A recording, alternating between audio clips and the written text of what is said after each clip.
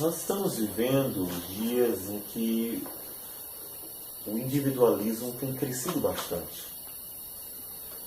Inclusive, observe que a ênfase na salvação individual ela é muito forte. É um ponto, até em certa medida, positivo. E a Reforma Protestante foi quem levantou isso, inclusive. Mas a ênfase na individualização da caminhada cristã passou muito além daquilo que seria a medida. E as pessoas passaram a entender que elas têm que se preocupar apenas com uma vida individual e pessoal, que um dia dará contas a Deus. Mas será que Deus não se importa com a nossa vida coletiva? Nossa vida como corpo de Cristo? A vida da igreja do Senhor Jesus no mundo? Vocês lembram que Jesus, em certo momento, olhou para os discípulos e uma multidão e disse: vós sois o sal da terra. Vós sois a luz do mundo. Estão lembrados? Ele não estava se referindo apenas a indivíduos, mas a um povo. E não apenas ao papel individual, mas um papel coletivo. Como eles viviam como corpo. Porque Israel, ali mais especificamente os judeus, da tribo de Judá, então, haviam sido escolhidos, como diz Jesus, a salvação vem dos judeus. Paulo também reafirmou isso. E nós? O que Deus quer de nós como igreja, corpo, não indivíduo apenas. Não você que também tem um compromisso e uma responsabilidade diante de Deus. Mas nós, juntos, dentro de um compromisso coletivo que aponta para nosso relacionamento diante de um mundo. O que Deus quer de nós? Nós vamos prosseguir com a exposição da carta de Paulo aos Filipenses. E hoje nós vamos ler o capítulo 1, versículo 27 até o 2:18. O propósito de uma leitura mais ampla é porque esses textos estão conectados, bem conectados. E a gente, então, pode entender melhor a relação deles e o todo. O que Paulo queria dizer em todo esse período, dentro das conexões que há dentro do texto. Então, Filipenses 1, 27 a 2, 18. Eu vou ler, os irmãos acompanham. Diz assim a palavra do Senhor: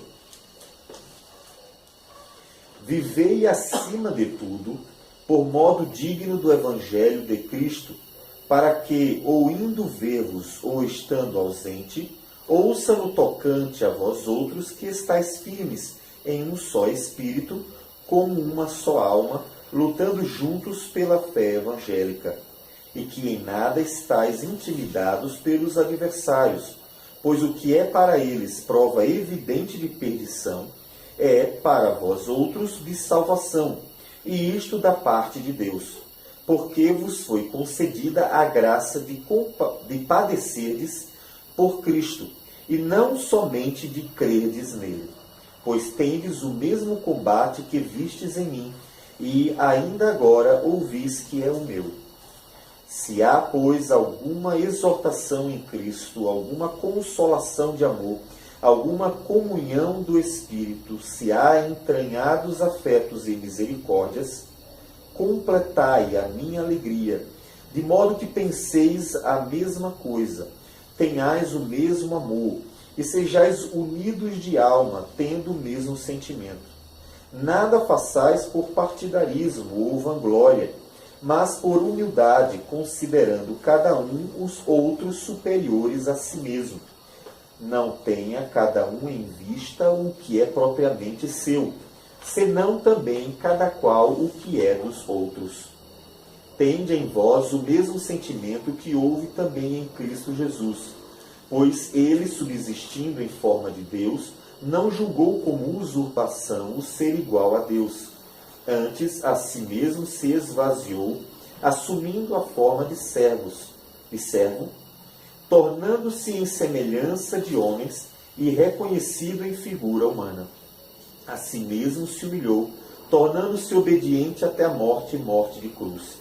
pelo que também Deus o exaltou sobremaneira e lhe deu o nome que está acima de todo nome, para que ao nome de Jesus se dobre todo o joelho nos céus, na terra e debaixo da terra, e toda língua confesse que Jesus Cristo é Senhor, para a glória de Deus Pai.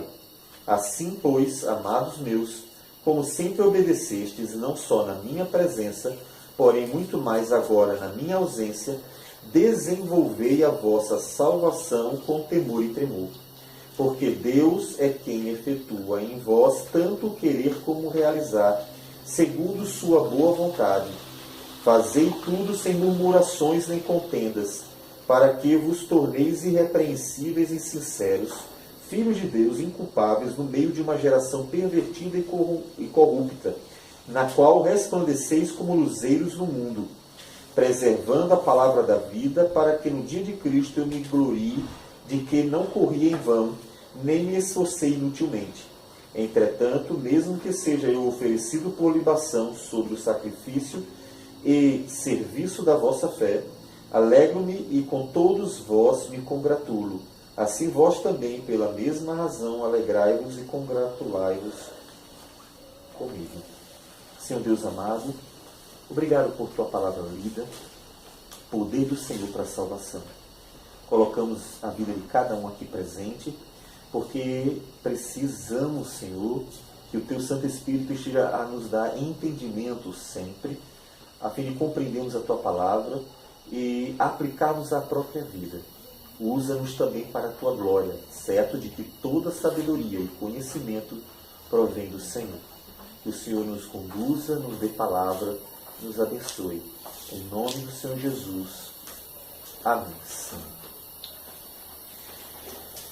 Nós vimos nos versículos anteriores, de 12 a 30, Paulo mostrando seu amor para com a obra e também motivando os irmãos a terem semelhante sentimento e atitude. E nós vimos que alguns estavam até proclamando Cristo por inveja e porfia. Então veja que Paulo está lidando com um grupo que tem dentro dele algumas coisas que não são boas. E o problema é de ordem coletiva. Alguns relacionamentos não são bons. Algumas pessoas agem por inveja. Então veja que tem a ver com relacionamento. Algumas pessoas agem por intriga. Algumas pessoas estão agindo de má fé para com outras, pensando causar problemas. Então há algumas coisas que não são boas. E eu creio que vocês devem ter percebido que o versículo 27 até o 18, onde nós lemos, Paulo está tocando num assunto comum. Qual é o assunto comum? A vida da igreja como um corpo, como um povo, coletivamente. Aquilo que nós já falamos. E nós vamos ver 4 imperativos que aparecem aqui, nesse texto, que estão conectados, intimamente conectados. Paulo quer que a igreja saiba lidar com o problema, mas saiba lidar coletivamente. Como lidar com o fato de que Paulo está preso, eles estão sendo perseguidos? O que a gente faz? Paulo, o que a gente faz para ajudá-lo? E aí, em certa medida, nós vamos ver que Paulo está tanto ensinando eles a se comportarem diante da situação, da perseguição, do mundo não gostar deles, dos desafios, como também mostrando para eles o que eles poderiam e deveriam fazer para alegrar Paulo. Eles poderiam pensar, vamos mandar alguma coisa? Vamos mandar alguém? Vamos ajudar de um jeito, de outro? Paulo disse, não, vocês querem me alegrar? Me alegrem deste jeito. E tudo que Paulo diz aponta para a vida coletiva, corpórea, a comunhão, o relacionamento dos irmãos como um testemunho perante o mundo, como ele diz, vocês são luzeiros neste mundo, lembrando-nos das palavras do Senhor Jesus em Mateus 5:13. Paulo começa o primeiro imperativo. Vivei acima de tudo por modo digno do Evangelho de Cristo. A palavra aqui, a ideia do verbo é ser cidadão. É, inclusive, um verbo composto da palavra polis, que é a palavra para cidade em grego. É cidadania, ser cidadão. vivam como verdadeiros cidadãos. Como? De modo digno. Vocês são cidadãos, vivam como cidadãos de modo digno do Evangelho de Cristo. Veja que a preocupação de Paulo é que eles, não só como indivíduos, mas como um povo, discípulos de Jesus, que é o corpo de Cristo, família de Deus, que eles vivam no meio do povo como verdadeiros cidadãos que têm um comportamento digno do Evangelho que um dia os alcançou. Observe que Paulo não faz o que posteriormente, em alguns séculos, começa a aparecer. Na verdade, os judeus essênios fizeram isto, se excluindo da sociedade, que é o surgimento dos eremitas, pessoas que foram para o deserto para viver isolados. Depois surgem comunidades em torno do mesmo objetivo. Paulo diz, vocês vivam como cidadãos, mas de modo digno. Inclusive, tocando num assunto que nós conversávamos aqui antes, né, do culto, que é a evangelização, isso tem a ver com a evangelização. Viver de modo digno, mostrando a glória de Deus, ou do reino de Deus, para o mundo. O reino de Deus, disse Paulo em Romanos, não é comida nem bebida. O reino de Deus não é visível, disse Jesus. Não dá para ver o reino de Deus. As pessoas perguntavam para os cristãos, Jesus é rei de que reino? Vocês são súditos de que reino? Onde está este reino? Jesus disse, não aparece visivelmente. Paulo diz, não se manifesta em coisas. Então, como é este reino? Quais são as suas marcas? Como podemos ver o reino de Deus? Vivam como cidadãos, de modo digno do Evangelho de Cristo. Lembre que esta preocupação de que a igreja viva de modo digno do Evangelho de Cristo, ou seja, viva em santidade, viva em amor, viva em piedade, viva uma vida corpórea, íntegra, em que aquilo que se vê no mundo não se veja na igreja. No mundo as pessoas brigam por qualquer coisa, na igreja elas se suportam, se amam, se perdoam. No mundo, os governantes dominam. Na igreja, no reino de Deus, eles servem. No mundo, as pessoas invejam. No reino de Deus, elas se alegram com a alegria do outro. No mundo, as pessoas mentem. No reino de Deus, a verdade domina. No mundo, as pessoas falam mal umas das outras. No reino de Deus, elas abençoam. Ou seja, viver de modo digno do Evangelho de Cristo como cidadãos do reino de Deus, mesmo também como cidadãos das cidades aqui da terra, é viver uma vida conforme a santidade do Senhor. Isso não é individual apenas, porque esses pecados que nós mencionamos, presentes no mundo, quer os relacionamentos mais básicos, quer a política corrupta, quer as pessoas que falam mal umas das outras, quer as intrigas, todos esses problemas são problemas de relacionamento, não é verdade? Ninguém fala mal se não houver uma outra pessoa. Um cara não pode ser chamado de tirano se não tem quem ele governe de forma errada, corrupta, enganosa. Então, todos os problemas que nós mencionamos exige uma comunidade. Paulo está dizendo para uma igreja, vivam como o corpo de Cristo de modo digno. E é isso que vai estar presente aqui em várias formas nesse texto que nós mencionamos. Vivam de modo digno. Ou seja, não se preocupem apenas em o que eu faço, mas em o que nós estamos fazendo.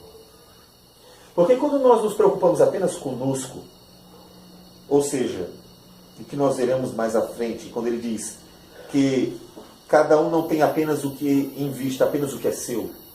Quando não se preocupa apenas consigo, mas se preocupa com o corpo, então mesmo quando nós estamos bem, nós procuramos ajudar o corpo a estar bem.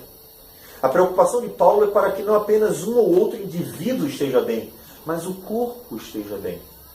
Lembre-se que os judeus foram difamados, ou, na verdade, mal afamados, por causa de confusões que faziam.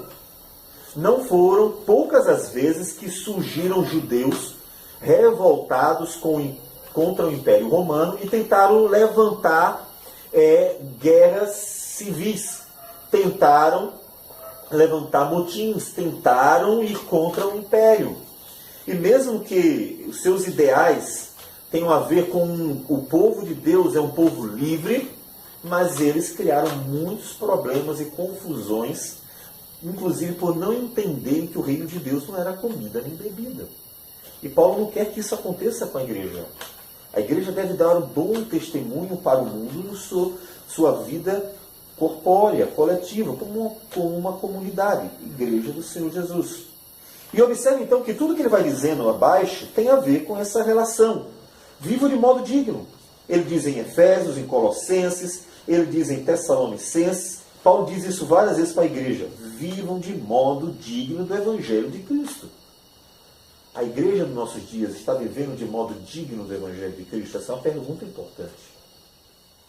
O mundo, ao olhar para a igreja, e eu não me refiro a querer ver o que não existe, a querer encontrar erros para difamar por maldade, mas o mundo, vendo aquilo que está acontecendo, esse mundo tem um bom testemunho da igreja ou um mau testemunho dela?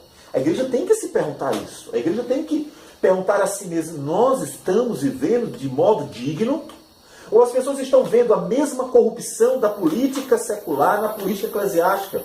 A mesma mentira do mundo pagão no meio do mundo cristão? A mesma maledicência entre aqueles que não conhecem a Deus e também no meio daqueles que dizem que conhecem.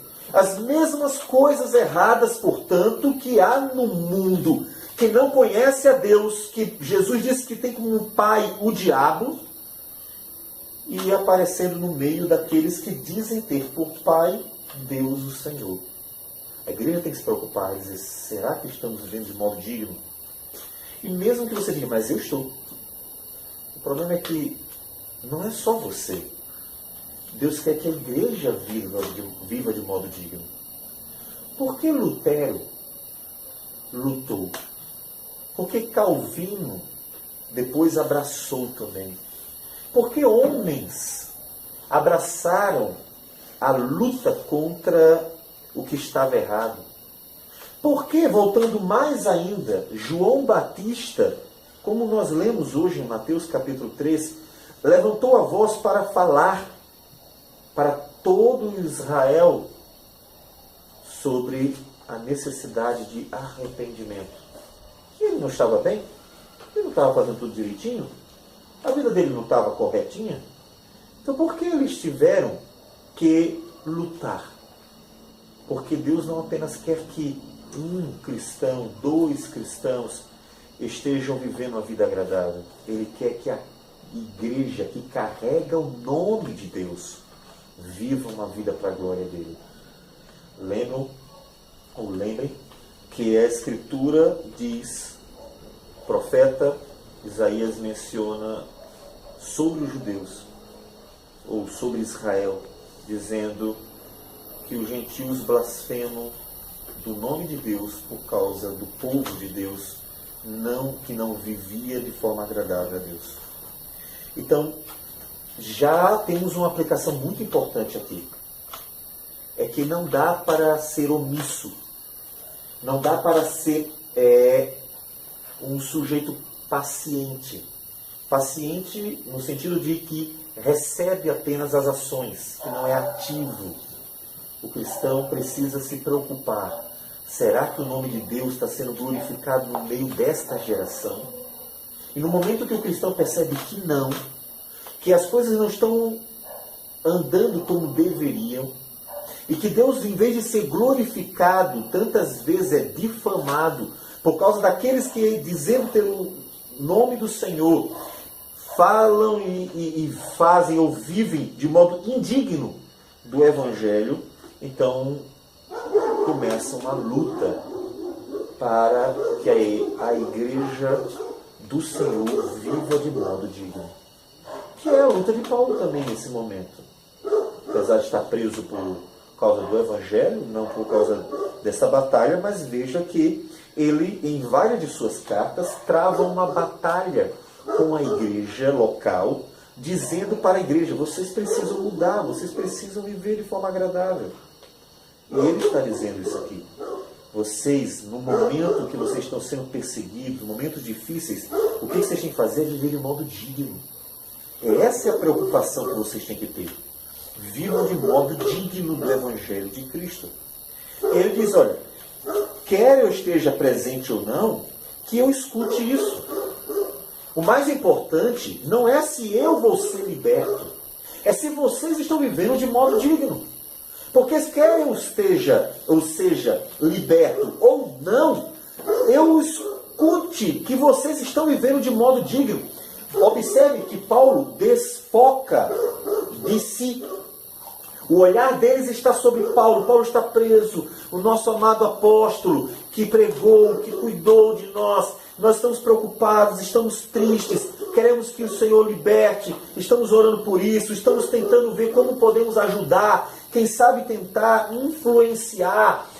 Paulo diz: não, olha para mim. O foco não sou eu. Vocês precisam viver de modo digno do Senhor. O foco é esse. Porque o objetivo é que, de qualquer forma, Deus seja glorificado na vida de vocês. Independente de que eu seja liberto ou não. Vivam de modo digno. E olhe que o modo digno tem a ver com a comunhão. Com a forma de se relacionar como cristão. É o que ele vai dizer no finalzinho do versículo 27. Que estáis firmes em um só espírito, como uma só alma. Devemos entender espírito e alma aqui, bem claramente, como frases sinônimas. Seria como um paralelismo sinonímico, bastante comum dentro da poesia hebraica. São sinônimos. Um só espírito, uma só alma, lutando juntos pela fé evangélica. É pelo que eles têm que lutar? Pela fé evangélica. Observe que isso é o oposto do que alguns estavam fazendo. Efetivamente proclamando Cristo por inveja e porfia. Paulo está tocando no ponto motivação, comportamento cristão. Antes ele disse: o que importa é que Cristo seja glorificado. Agora ele toca no coração deles e diz: mas para Cristo ser glorificado na vida de vocês, é importante que vocês façam as coisas de forma correta. Antes, o foco de Paulo é que a obra de Cristo seja realizada para a glória de Deus e que a verdade, portanto, seja pregada com fidelidade. Mas agora ele está se voltando para a igreja e dizendo: olha, vocês querem que Cristo seja glorificado na vida de vocês? Vocês têm que fazer as coisas de forma correta. Não apenas preguem a Cristo, mas preguem lutando juntos pela fé evangélica.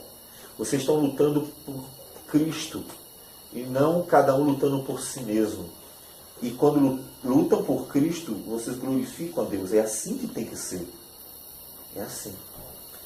E fazendo isto, vocês devem caminhar encorajando-se. Encorajando-se. Versículo 28. Sem medo. Sem medo do adversário. Vivam de modo digno, que é o importante, sem medo do adversário. Para que ele não vença você. Não sei se vocês já viram, é comum aparecer, por exemplo, em filmes, a forma do inimigo vencer, um vencer o outro, colocando medo no coração. Colocar medo no coração de uma pessoa é uma forma de vencer a pessoa. Porque no momento que ela tem medo, ela retrocede. Paulo diz: vocês não podem ter medo. Lembre-se que prisão, morte, sofrimento, tribulação, para o mundo é vergonha, para o mundo é humilhação, para o mundo é derrota, para o mundo significa que eles venceram. Mas para o povo de Deus não é assim. Para o povo de Deus, Sucesso não é sinônimo de uma grande igreja bonita, cheia. Para o povo de Deus, um homem de Deus, uma pessoa que anda com Deus, não é aquela que é a mais rica dentre o povo. Para o povo de Deus, estar sendo abençoado pelo Senhor não significa que a vida não tem problemas. Porque Deus não ensina isso. O livro de Jó é um livro de sabedoria tratando sobre isso aí. Para o povo de Deus, sofrer por Cristo é uma grande, ou um grande privilégio, uma grande vitória, é motivo de regozijo. Por isso ele diz, o que para eles é razão de perdição, para vocês é na verdade salvação. O fato de vocês estarem firmes, não desistindo, lutando bravamente, juntos, glorificando a Deus, perseguidos, quem sabe mortos, tantos maltratados, é que vocês estão sendo fiéis a Deus. Para vocês é uma marca, ou como Paulo vai dizer em Tessalonicenses, é uma prova de que vocês verdadeiramente creram no Senhor Jesus, estão firmes no Senhor Jesus, nada deixa vocês desistirem. Então não se envergonhem disso. Lutas e tribulações não são marcas de um derrotado, muito pelo contrário. Lembre que Salmo 73, o Salmo de Asaf, ele vai trabalhar esse dilema que surgiu no coração dele. Porque ele, andando integramente na presença do Senhor, vivia uma vida sofrida, enquanto outros ímpios que desprezavam a Deus prosperavam e se davam bem em tudo, na saúde, nas finanças, sem problemas. E então ele medita na presença do Senhor e a resposta de Deus é: porque o fim deles é a destruição eterna, é o inferno.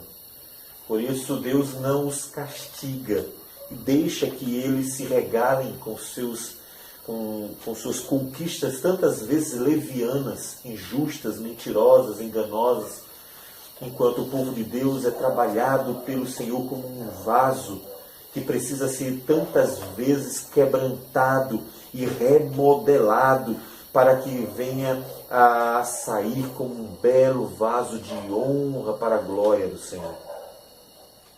Então não se envergonhe. Deus glorifica o nome dele em nosso sofrimento, no sofrimento da igreja.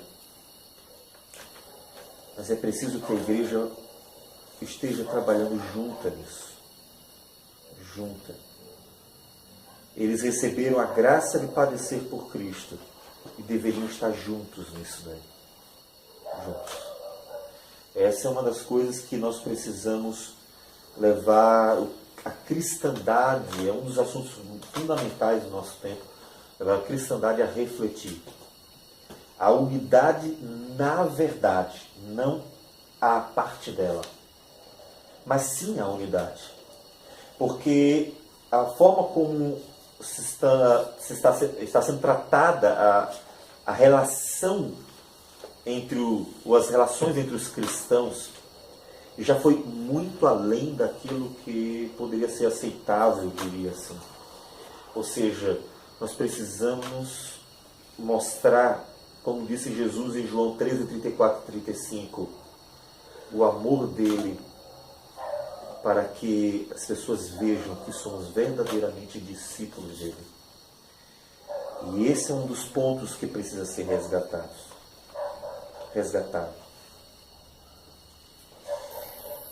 Capítulo de número 2, então, Paulo retoma o assunto, só que agora ele olha um pouquinho para ele. Ele diz assim, olha, há consolação, há encorajamento, há consolação de amor, há afeto e há misericórdia em vocês, no meio de vocês. Essas coisas estão presentes. Observe que essas coisas vêm de Deus. são frutos da presença do Espírito de Deus no meio da igreja. A igreja que se consola, que se encoraja, que tem comunhão, que vive no amor, que tem um afeto real e que tem misericórdia para trocar entre suas partes, entre os membros deste corpo. Isso vem do Senhor. Isso há em vocês? Com certeza. Nós temos o amor de Deus. Então, completem a minha alegria. Vocês querem me alegrar? Não precisa trazer nada especial para cá, não. Vocês querem alegrar o apóstolo Paulo que vocês amam? Façam o seguinte, completem a minha alegria vivendo de modo digno. Aqui ele diz, pensando a mesma coisa. De modo que penseis a mesma coisa, tenhais o mesmo amor, sejais unidos de alma, tendo o mesmo sentimento. Muitos termos vão aparecendo e expressões para apontar para a comunhão deles. Mas todos eles têm um foco. O foco é exatamente a comunhão. Se eles queriam alegrar Paulo, ele dá outro imperativo. Alegrem vivendo uma vida como corpo de Cristo que seja cheia do amor do Senhor. O primeiro imperativo é vivam de modo digno, como cidadãos. Agora completem a minha alegria. Me deixem alegre. Se eu morrer, eu morreria alegre. Porque sei que vocês estão vivendo de forma digna do Evangelho. Vocês estão vivendo no amor do Senhor, unidos de alma, tendo o mesmo sentimento. Então completem a minha alegria. Alegrem meu coração. Hoje em dia,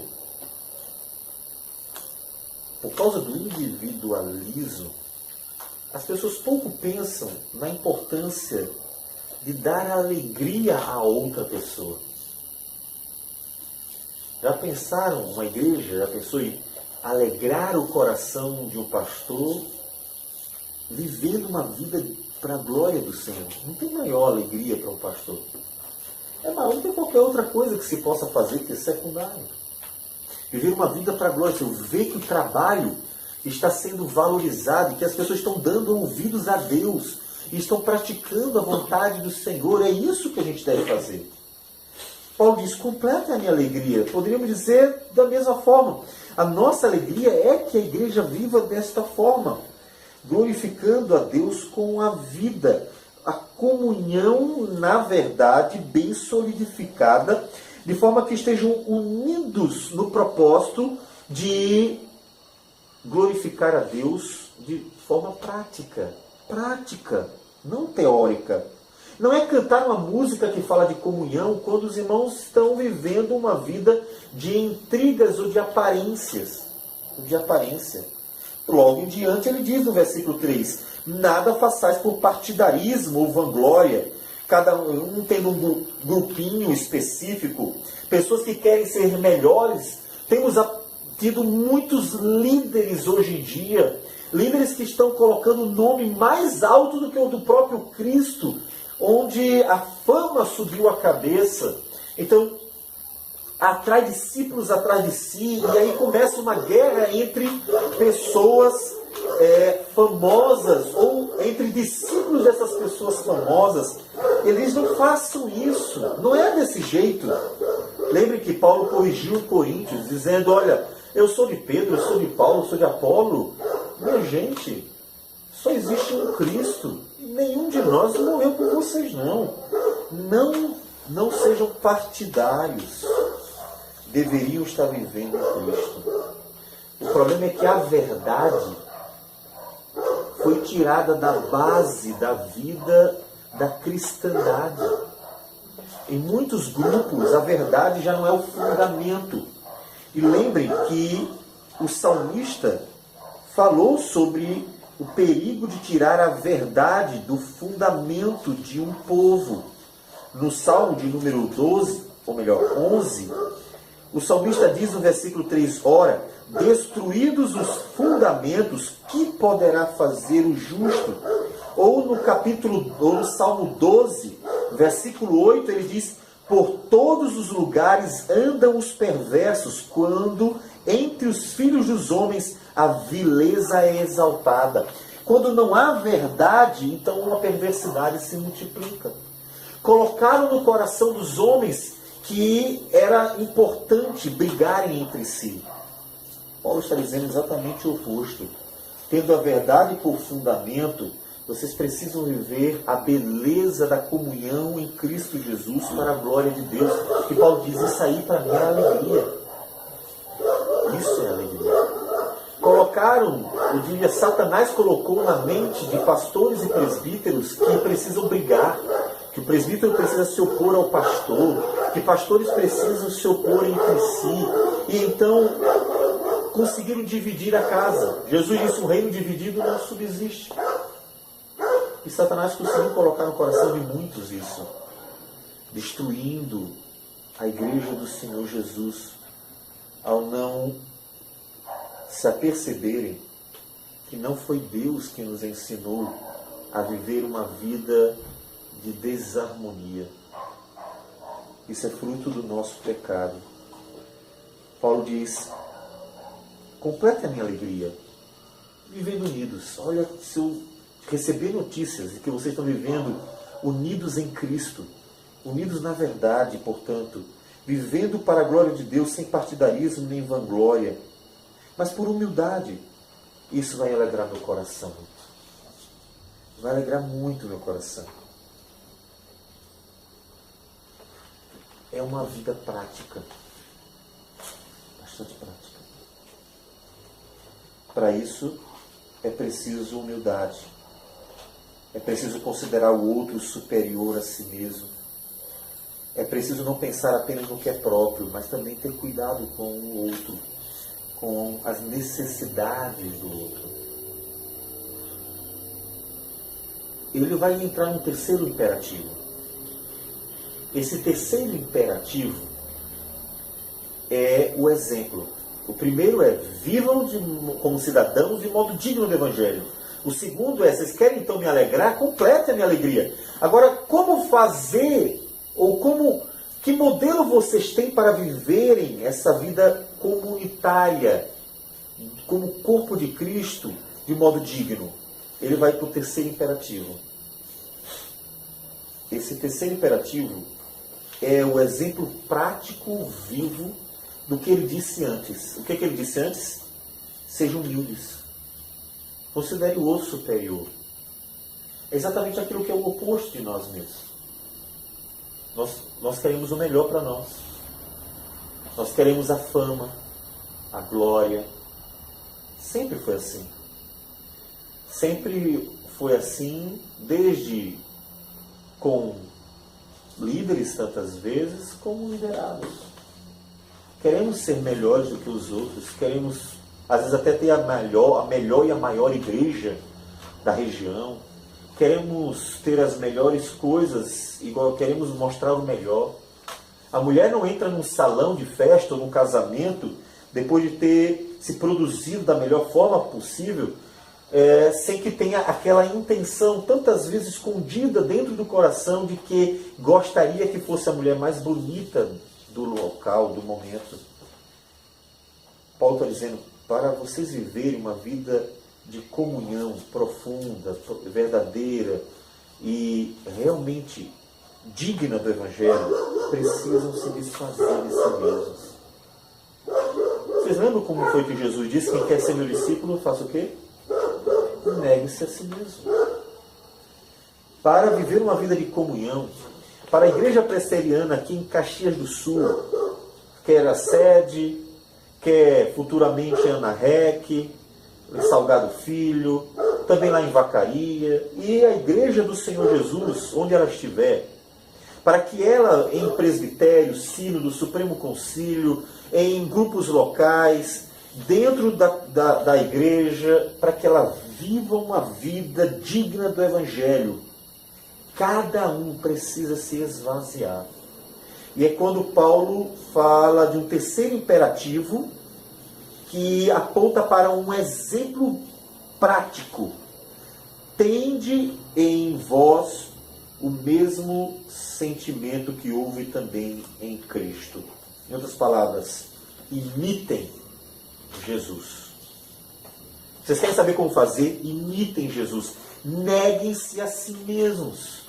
Enquanto você quiser o melhor para você, enquanto você quiser ser o melhor homem, o melhor mulher, o melhor pastor, o melhor presbítero, o melhor diácono, o melhor profissional não sei das quantas, o melhor isso, o melhor aquilo, enquanto você quiser ser o melhor, enquanto você tiver o coração ou o foco do seu coração em si mesmo, enquanto isso for real na sua vida, você não tomará conta do que é do outro, não estará preocupado em o outro ser superior, em como o outro está. E a guerra não se acabará. Porque há um conflito entre aqueles que querem ser o melhor. Eu quero ser o melhor, o outro também quer ser o melhor, então, opa, peraí. Os dois querem ser melhores. E não tem lugar para dois. Ou eu ou você. Este lugar é muito pequeno para nós dois. Não é assim que diz o ditado popular? É exatamente isso. As pessoas não dizem isso para as outras. Um pastor não diz isso para o outro. O presbítero não diz isso para o outro. O irmão do louvor não diz isso para o outro.